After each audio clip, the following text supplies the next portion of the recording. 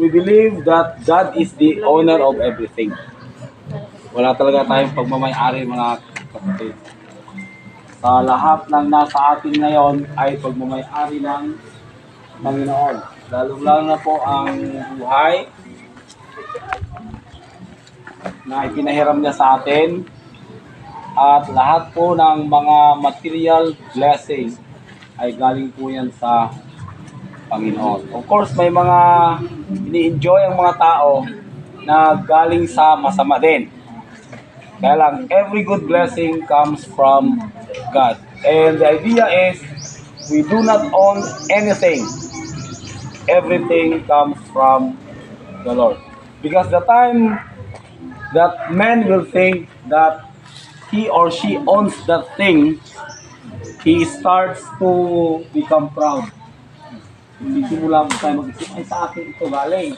Dahil sa aking pagsisikap, dahil sa aking talino, dahil ako ay magaling, yung magaling ba? Ito ay, I was able to produce this car, this house, I was able to buy land and property. But let us think that our talents, our abilities, the time, and the life that we are enjoying only comes from the Lord. And now we are dedicating, our sister is dedicating this blessing to her. And gusto ko pong i-remind ang bawat isa, lalong-lalo na po si sister, na ang mga ibinigay, ipinahiram ng Panginoon,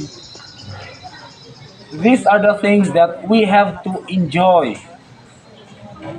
And somehow will give us the idea and the thought of praising and thanking God. And because we are giving that gratitude to the Lord, dahil meron nga tayo yung bagay na yon. Yung bagay na yon din ay gagamitin natin upang maging pagpapala sa ibang tao.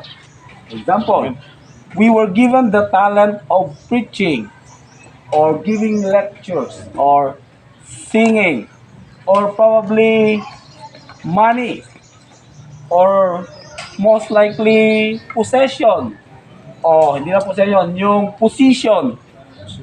Ginagamit po natin yung ating pera o posisyon upang ang ibang tao ay pagpapalain, mag-bless. Kasi yung position mo, gagamitin mo yan upang makatulong sa ibang tao. Ang mga personal na bagay din ay pwede rin nating gamitin upang ang ibang tao ay matulungan. Binabasa ko po yung Ministry of Healing, kung nabasa ninyo mga kapatid. Yung Ministry of Healing, nagturo po ako minsan yan sa mga nursing students. Bakit nga po ba may mga mayayaman at may mga mahirap? Of course, ang unang reason po doon ay dahil sa kasalanan. May mga taong biniyayaan ng Panginoon ng kayamanan. May mga tao din na mahirap. Ito po ay equally blessing po ito kasi minsan yung mahirap nagiging mayaman, nakakalimutan ng Panginoon. Yung mga mayaman naman na kung minsan nagiging curse sa kanila maging mayaman kasi nagiging sila yung parang wala na silang respeto din sa mga mahirap. Pero the comment of Ellen G. White was, the rich people was endowed with riches so that they can also have the opportunity to share their blessing to others. Kaya kayo na mayayaman na taga San Carlos, i-share ninyo ang inyong mga blessing sa mga mahirap na katulad namin. At saka yung may mga sakyan, ang sakyan mga kapatid ay personal po yan. Kagaya ng toothbrush, hindi po ba? Hindi pinapahiram. Unless na meron pong pang toothbrush na pinapahiram sa ating mga bahay. Ito po mga kapatid ay ginagamit din upang maging pagpapala sa iba. Kaya open po ang ating mga sakyan. Pagka merong may sakit at walang sakyan, gamitin natin ang ating sakyan. Diba? Lalo na manganganak na, mga high blood na, in the middle of the night or very early in the morning, yung ating sakyan mga kapatid, na actually, pag na-scratch yan, pinta lang naman yan. Hindi po ba? Pwede namang ayusin pa. Yung pag naubusan ng gasolina, gas lang naman yan. Pwede pang lagyan ulit. At kapag kang mga gamit ay ginamit natin para sa kabubuti ng mga tao, for others to be blessed, then eventually, God will bless us also. Kaya, pag ito nagamit, yung blessing sa ibang tao, sa susunod, mas malaki na siya. Para Pangalo na pastor eh. Tatlo na nga pastor eh. Tatlo na yung kotse niya eh. Kaya nga, pag sa susunod, lalaki pa ulit. Hanggang maging ano na, hanggang maging truck na. Sa susunod, truck na, pag na Service ng church na. outing ang church, Ay, magagamit. gagamitin na ng church. Ayun, yung pala eh. Yes.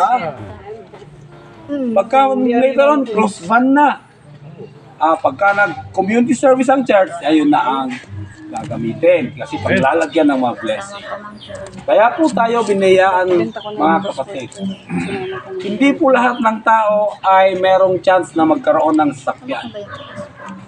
Hindi po. Pero you are very fortunate. Hindi po kayo maswerte. Fortunate po kayo kasi ang Panginoon ang nag-bless sa inyo.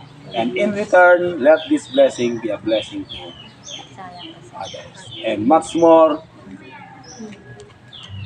ibigay po natin ang ating mga sarili. Yun po talaga, pagka may mga blessing sa atin, hindi yung blessing ang binibigay sa Panginoon. Ang unang ibinabalik natin sa Panginoon ay yung self. Tayo, babalik sa Panginoon. Upang hindi po tayo ma-bless ulit. Alam na po ng Panginoon yan. Kundi yung mga pagpapala po sa ating buhay ay yun po ang patuloy na magdadala sa atin sa paanan ng Panginoon. When we realize that God is the owner of everything, it activates us to think and to decide to give ourselves to the Lord.